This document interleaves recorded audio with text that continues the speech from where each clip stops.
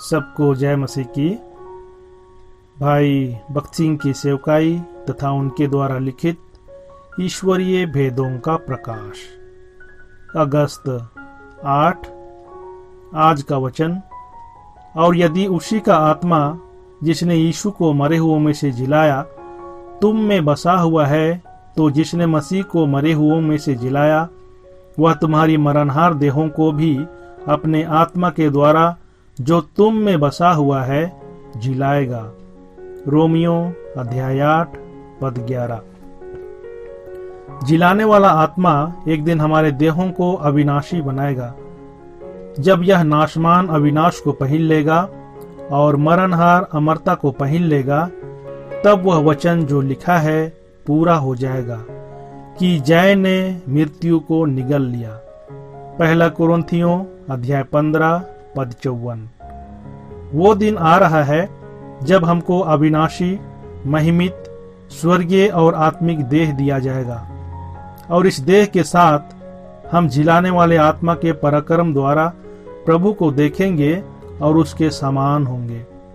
वर्तमान में भी पृथ्वी पर इस पुनरुत्थान की आत्मा का स्वाद हम चख सकते हैं। शारीरिक रीति से जब हमको कमजोरी लगती है, तब प्रभु की सेवा करने के लिए परमेश्वर हमको ज्यादा बल देता है।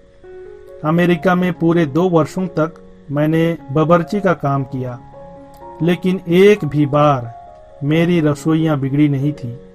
यह तो मेरी शक्ति या ज्ञान या कुशलता के कारण नहीं, पर केवल परमेश्वर का अनुग्रह था। उस समय मेरे पास किसी प्रकार की कुशलता नहीं थी। इस रीति से परमेश्वर ने मुझे सिखाया कि संसार में रहते हुए हम जिलाने वाले आत्मा द्वारा विशेष बल एवं ज्ञान का दावा कर सकते हैं। उसके बाद जब मैं भारत आया, तब कई बार दिन के 30 मीलों तक चलकर हम सुसमाचार प्रचार करते थे। हमारे पास मोटर गाड़ी नहीं थी। हम चलकर जाते और सुसमाचार प्रचार करते थे। भोर को प्रारंभ करके पूरा दिन इस रीति से सुसमाचार का काम करते और लगभग मध्य रात्रि को बिल्कुल बिना भोजन किए हम वापस आते। परंतु हमारा प्रभु हमको सामर्थ्य देता था।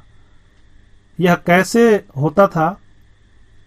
हर दिन हम प्रार्थना करते थे, प्रभु हम आपकी सेवा करते हैं और वह भी सिर्फ आपकी महिमा के लिए।